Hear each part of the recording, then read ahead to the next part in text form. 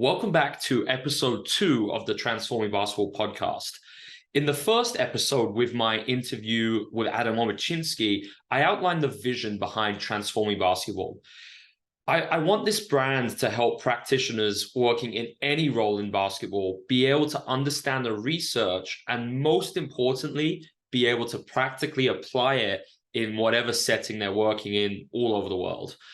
I think there's a big gap that exists right now in terms of some of the ideas being produced from the research world and then the ability to be able to practically apply that. And so that's really why I've started this and why I put this podcast episode together. If someone was being introduced to these ideas for the first time, where would they start? And I think it can be very difficult. It can almost be overwhelming because there are a lot of sources, and navigating that and understanding it's no easy feat. So in this episode, I'm really just going to take a deep dive into the potential of how evidence-based ideas, particularly focused on skill acquisition, can be applied in the basketball world, whether it's a coach working with beginners, a physiotherapist working with a professional team, a performance analyst, an athletic performance coach. The whole aim is to show how this stuff applies to everything, but of course, with a special focus on coaching.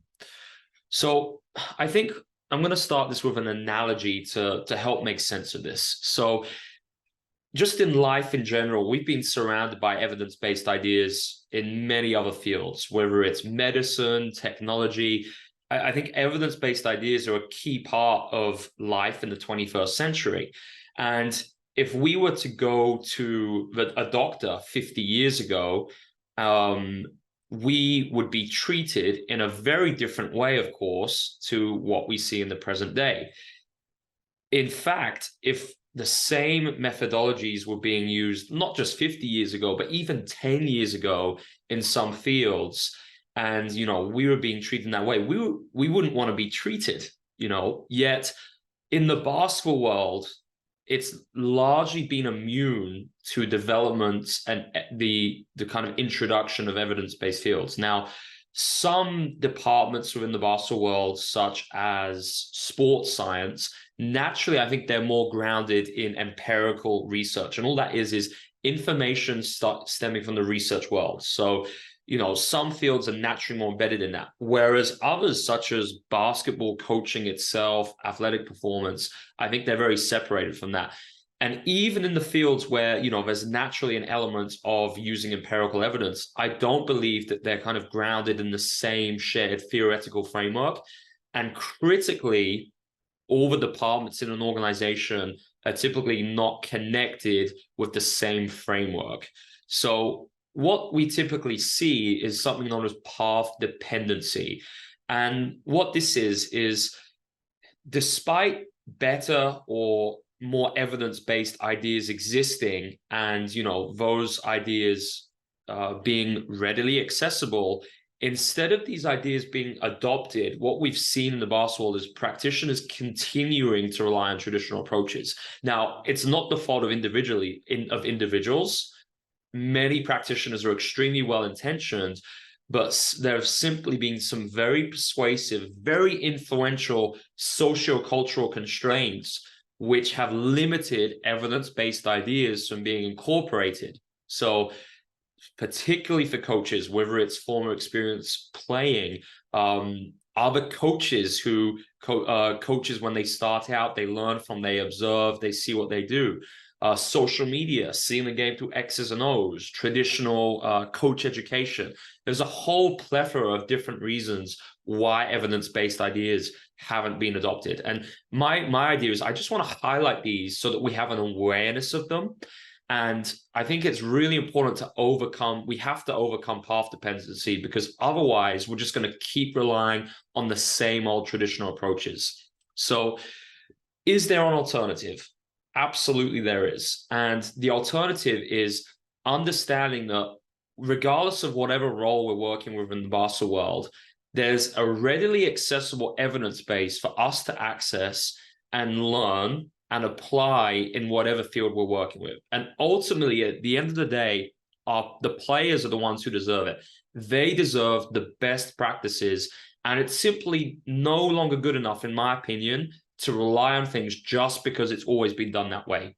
We have to look at a radically different way of working within the basketball world.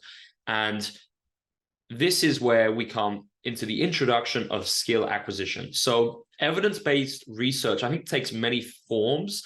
There are a lot of researchers working in multiple kind of producing research in multiple areas. But my main focus, of course, is on the skill acquisition space. And this is where I've been the most passionate kind of learning about over the last few years, and taking some of the great research papers and ideas being produced by professors and researchers, and then looking at how we can practically apply. And on this podcast, we're going to be getting a chance to meet a lot of the researchers who are contributing some of this work. And I'll be helping kind of put that into practical terms. So on the kind of podcast interviews I do on the blogs, we'll be looking at terms like, what is an affordance? That's obviously an ecological dynamics term. And I'll be putting it into a basketball context. So every step of the way, I want to help you kind of understand what these terms mean in basketball. So within this podcast, I've also done an accompanying presentation, which you can actually view on the Transforming Basketball YouTube channel. So I've got some slides for this podcast if you want to check it out. And on this slide, what is skill acquisition? I've got a cool photo from one of my players last year, college prep, our point guard, Jamie, producing a really creative passing solution. So if you're just listening to this now, you can kind of imagine it. He's surrounded by 3 defenders near the basket.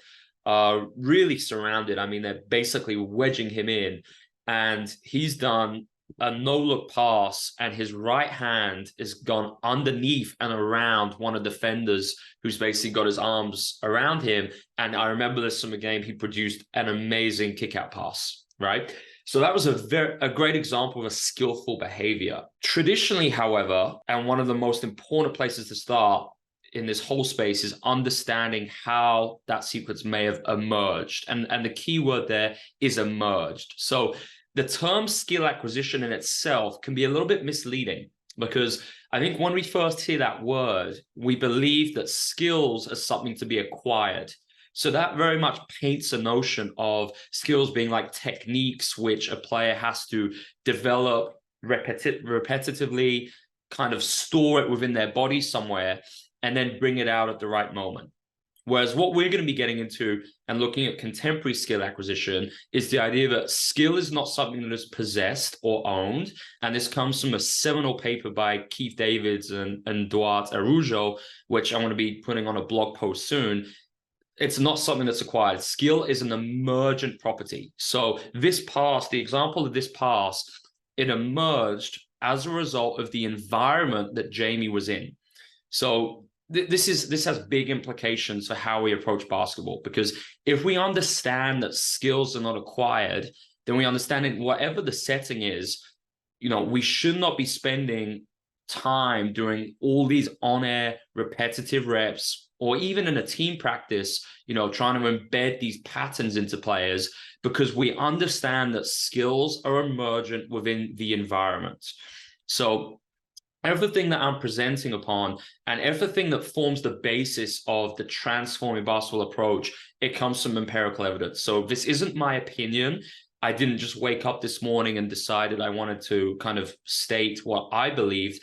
This is grounded in empirical evidence. And our website, which is soon going to be launching, I've actually included a bunch of these research papers. So you can see where some of these ideas are stemming from and how I'm attempting to make sense of it within a basketball context. So key thing in terms of, I alluded to what skills are, but to really get to the root essence of it, we have to understand human movement. And if we understand human movement, then as practitioners, we can be more effective, because we can design environments and approaches within our practices that align with the science of human movement. So this is where I'm going to introduce the term ecological dynamics. And, I encourage you to just spend a few moments here. Maybe you've heard this term before, or maybe you haven't. What do you think that ecological dynamics could mean? If you heard that word for the first time, what could it mean? So I'm going to kind of give a brief overview, and we're going to actually have a whole podcast kind of solely dedicated to an ecological dynamics theory in the not too distant future. So now I'm going to kind of give a condensed version and give it as much justice as I can in a few minutes. So traditionally in the skill acquisition world, there are two theories predominantly. The first kind of theory, which has been dominant from approximately the 1960s, when kind of skill acquisition first emerged as a field, until the 2000s, was information processing theory. And even in the present day, a lot of professors, a lot of researchers, even if you studied physical education at university, you probably were lectured with information processing theories. And information processing suggests that the human brain is essentially like a computer, where we have to process things, where we have a stimuli, we process it in our brain, and then we produce an action, an output. So that would be a basketball movement. So there's kind of like a three-stage process model known as Schmidt's theory in information processing. But, it's very Terminator-esque, where seeing humans as kind of machines, where we have to kind of embed, learn these techniques to acquire them, store them, and then supposedly we're able to bring them out at the right time within the game. So information processing theory is naturally very different to an ecological approach. So ecological dynamics is based on two fields, and we have to understand these fields in order to make sense of ecological dynamics. So these are dynamical systems theory and ecological psychology. So I'm just going to start with dynamical systems theory, and that's looking at how kind of movements are coordinated or controlled within complex systems. So that includes basketball players and teams as a whole. So a key part of dynamical systems, and again, like I said, I'm going to do a whole episode on this shortly. I just want to give you the summary. A key part is that movement is self-organizing. So what that means is it's not a top-down approach to movement in basketball. So the brain is not controlling movement. Our body parts self-organize in the face of different constraints. So whatever we face in our environment, basketball players will self-organize, and the body will just take care of itself to move and solve the task at hand. Okay, so that's really important, because what we have traditionally seen in the basketball world is environments which don't promote self-organization. In other words, coaches are attempting to give all the solutions to the players, to the athletes. So as opposed to players being able to self-organize and respond more naturally, because obviously every player is so different, they're going to move in different ways. We try to give we believe that as coaches, we've always known the right techniques, and we're trying to make everyone kind of move in very similar ways in a one-size-fits-all approach. So key part of dynamical systems, movement is self-organizing. We're going to do a deeper dive on it very shortly. Ecological psychology. So very important, and this obviously inherently complements dynamical systems. And a key part of this is perception of affordances. This is where I'm going to start. So an affordance is simply an opportunity for action. So I want to give one example. Picture that we have Steph Curry, Nikola Jokic, and let's say Giannis Antetokounmpo, all in possession of the ball in the top of the key. And we're going to imagine there's 7 seconds left in the game, and all their teammates are in like optimal spacing, really inviting a one-on-one opportunity. Well, the affordances that each of those three players, Steph, Nikola, and Giannis, the affordances, the opportunities for action that they perceive in this situation are going to be very different. Why? Because they're all very different individuals. So every player perceives affordances differently. So let's say they're perceiving space in this instance. Steph Curry might see space as an opportunity to try and shoot the ball and shoot a three. Nikola might see space. He might try and use the space to be really deceptive and create an advantage through some type of deceptive behavior, whether that's a pass, some type of fake, whatever. And then, of course, we got Giannis. He might take advantage of his very unique action capabilities in terms of his quickness, his vertical, and his unique individual constraints. And he might see space as an opportunity to drive. So affordances are highly subjective to every individual. And within the course of basketball, players are constantly perceiving affordances during every moment of the game. And a player might act on one affordance, and the affordance landscape is constantly changing. So they act on one affordance, for instance, they see an opportunity to drive by a defender, and then new affordances will present themselves. And these are all relative to every individual. And within the course of basketball, this is the essence of perception action coupling. So players are constantly perceiving affordances, and then they're acting through self-organization. And these processes are, we cannot split them apart. It's a continuous process. Perception action coupling, in daily life, it's continuous until we die. So traditionally, action has been separated within the traditional approach. And as coaches, practitioners, we've very much predominantly focused on action. An ecological dynamics approach, it informs us how important it is to create environments where perception and action are coupled together. So therefore, this means that we've got to consider as coaches, how can we be designing in some of these affordances into our practices, which provide opportunities for self-organization to occur, as opposed to us always giving the answer. So now to really kind of make more sense of basketball performance. So we've looked at an ecological dynamics approach, and this informs the constraints-led approach. So ecological dynamics, it's not something that's only specific to basketball. It's relevant to, it applies to just movement in daily life. In any task in human life, ecological dynamics makes sense of how we move as human beings. The constraints-led approach is a little bit more specific as a coaching methodology we can use as practitioners in basketball, which is informed by an ecological dynamics framework. So according to Carl Newell, we have 3 categories of constraint, and this is Newell's constraints model. So we have task constraints, individual constraints, and environmental constraints. So task constraints extend to the rules of basketball itself. So things like shot clock, time, the boundary markings, the rules and violations that a referee may call. The actions, the interactions of teammates and opponents, where they're moving, how they're moving, defensive coverages. Something like a shot spectrum could be an example of a task constraint. Feedback given by a coach.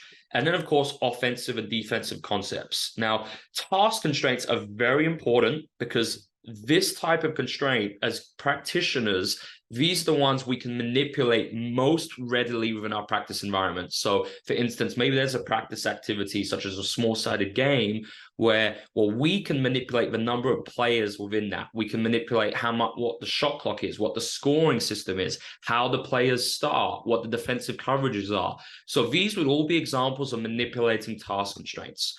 Individual constraints. These are things which change either over relatively short or longer timescales. So things which could change very quickly could be things like fatigue, confidence, anxiety, whereas things which could take longer to change would be wingspan, height, weight.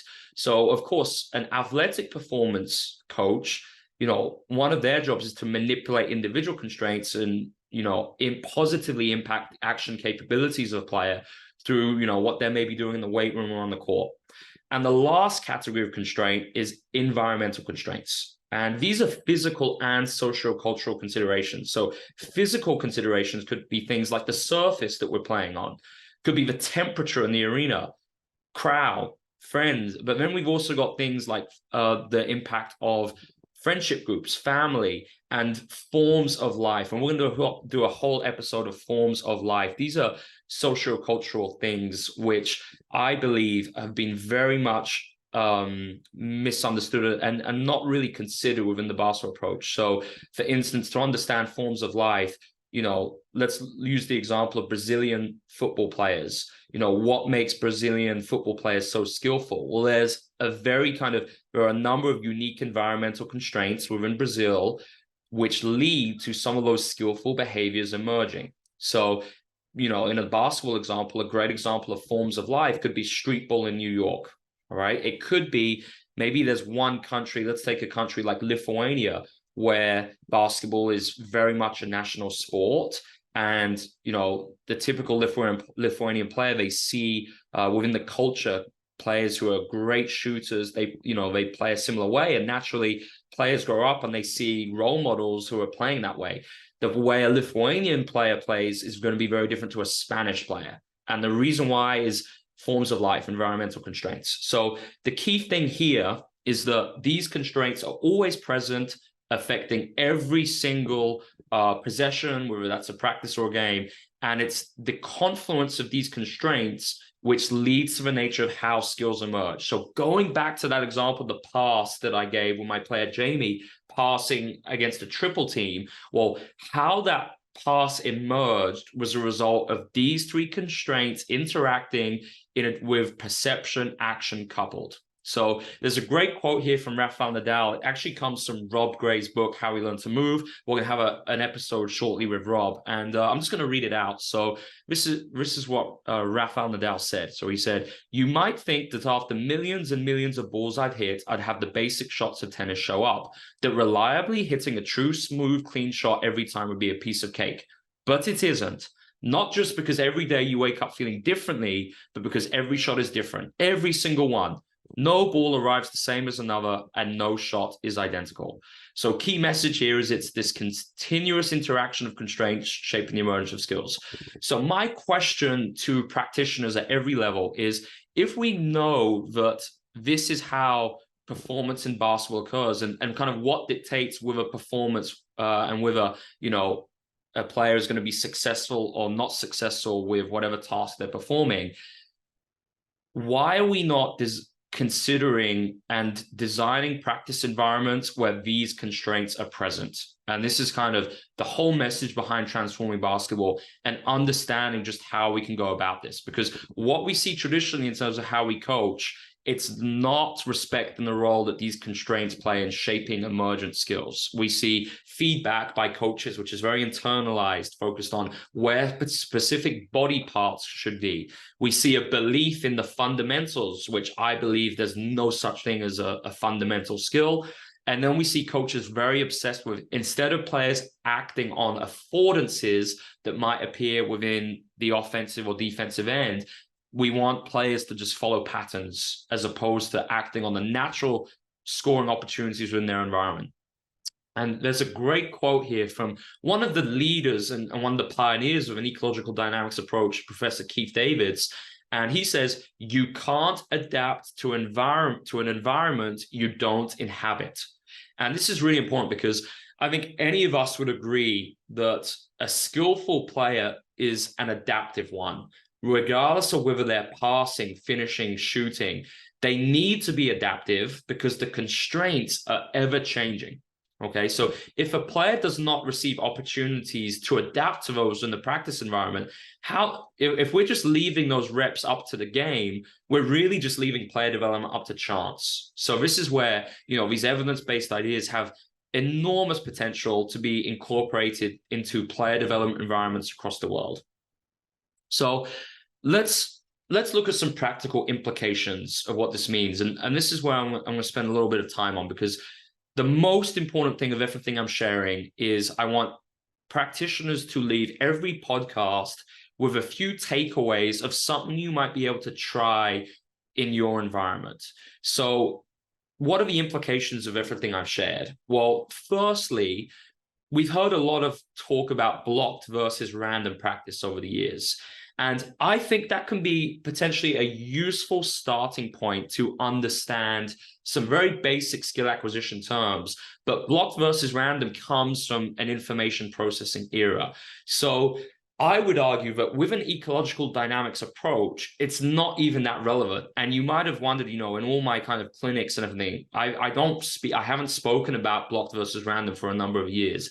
And that's the reason. And the reason why is because take an activity like a 5-on-0 rehearsal of a motion offense or a set play, whatever. Technically, that would be random practice. Whereas from an ecological perspective, I would see very little value to a drill like that. So, I think my key message is we have to move past blocked versus random as a framework, because for me, it's just very simplistic. And again, if we're explaining these ideas to a coach for the first time, great. I think it's useful to understand block versus random. But I want to move beyond that and get coaches and practitioners understanding the CLA, and it's just simply not relevant within that framework.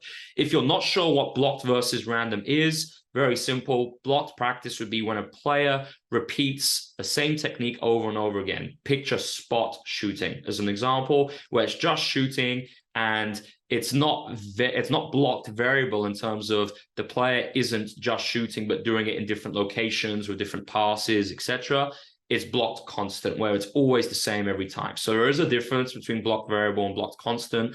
I think the blocked constant is definitely more of the evil than blocked variable. And random practice is simply, a combination of different techniques. So maybe a player does a combination of passes, dribble shots in a more random manner. But again, for me, it's not that relevant when we get to the CLA. Second part, variability is an essential component of our practice environments. So we have seen variability as being something that's traditionally been seen as undesirable noise, as something we don't want. And I would encourage you as a practitioner, whether you're a coach, physio, whatever, in your next session, consider how you can encourage and promote as much variability as possible in your practice. And it could be making the smallest changes. So as opposed to doing spot shooting, changing the range and location every time, changing the pass type. You could just have some type of defender who every time, not only do they pass from a different location, but they close out in a different manner. And it's not a passive contest. It has to be a contest which can actually impact self-organization. So the player must sometimes have the threat of their shot being blocked. And that's one super easy change that you can make to drastically improve how your players shoot at any level of basketball. And, I think this whole essence of skill work, quote unquote skill, it's not skill work, it's technique work. And that is where, for me, just adding variability into those settings through having some type of guided or live defender is critical. From an ecological approach, there's simply no need for any of that stuff. And I'm not saying that technique isn't important, but any technique that doesn't emerge in context has to be relearned in context.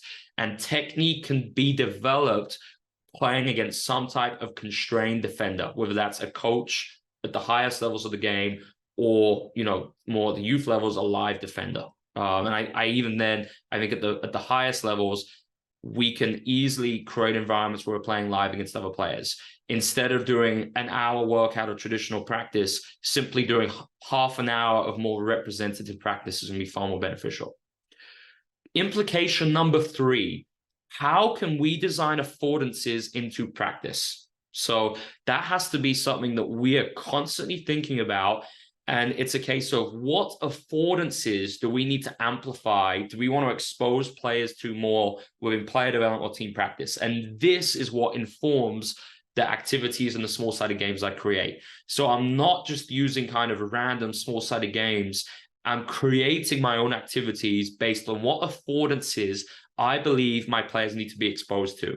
And then, they're going to self-organize and they're going to act on those affordances in unique ways, right? There's no such thing as, okay, I'm going to design an environment and I believe that, and I'm going to teach a technique and I'm going to hope that the players use that technique to act on an affordance. That is not what this is about. And that's something I'm seeing a lot nowadays, where we're seeing drilling and techniques being taught, and then coaches are creating a small-sided game where there's an opportunity to use that. That's not what this approach is about, because that's obviously implying to the players that there's one way to solve the problem. And movement is a problem-solving activity. Every player is going to solve it differently. So this leads into implication 4. How can we change an activity by manipulating constraints? So this is where it all comes down to, maybe within the activity, the players are successful and it's too easy, or maybe they're not successful and it's too hard. The optimal challenge is too difficult, or the affordances that we wanted to amplify, maybe they're not appearing enough. Okay, so these are the reasons we manipulate constraints. And this is the biggest difference between the CLA, the constraints-led approach, and a games approach. So we're not just going to set up a small-sided game and leave it for 5 minutes and not do anything. we're constantly observing and manipulating constraints purposefully for a reason. So if we believe that we want to, have one affordance appear more enticing or emerge more in that environment, we got to change the constraints. So an example could be in a pick and roll. Maybe we want players to act on to perceive the affordance to reject the pick and roll more. Very simply, within a 3-on-3, we could offer double points for a reject. Okay, and that could be one way we do it. And obviously, there's so many different ways and almost an infinite number of opportunities to manipulate constraints. And obviously, I'm going to be sharing lots of practical examples through the Transforming Basketball brand. And the last implication I want to leave you with is, how can these activities and constraints be manipulated around principles of play? And this isn't just for a coach. For me, any practitioner working any role in basketball, the principles of play, aka how a team plays offense and defense, should shape everything else. So what an athletic performance coach does, the way they work and the activities they design through the CLA should be impacted by how the head coach has their vision for the offense and the defense. And I think this is one of the biggest problems between the traditional kind of training industry and what we see in player development. There's a huge silo between player development and team development, where players are doing things in player development which has kind of no relevance to how the team actually plays basketball when it comes to game time. So these principles of play, I think it's key to understand how your team wants to play. And this is conceptual offense, conceptual defense. And that framework then kind of dictates somewhat how you manipulate constraints and the activities you design. I think that's really important, because then it creates a lot of synergy between the player development environment and the team development one. And what this leads to, obviously, if you're following on YouTube, you'll now see 5 silos on your screen. And the whole kind of traditional approach in the basketball world we're seeing is this siloed organizational approach, where we have the front office, coaches, athletic performance, analytics, biomechanics, and any other relevant departments. What I want to do with Transforming Basketball is show how we can eclipse this path dependency, which is impacting our game, and instead of working in silos, create a highly integrated and unified organizational approach through using evidence-based ideas and the CLA is a shared theoretical framework. And that's going to be the goal of a Transforming Basketball over the next few years. So that's it for this episode. I'd like to leave you thinking about, what are your main takeaways from this? What are some things maybe that you didn't understand, which I could have explained better? And what would you like me to talk about in a future podcast to help make sense of these ideas? So you can just send us a message on social media. I'd love to hear your takeaways, and also use your feedback to shape the future delivery of Transforming Basketball podcast episodes. Stay tuned for a bunch of exciting episodes coming up as we take a deeper dive into these ideas. Thanks for joining us.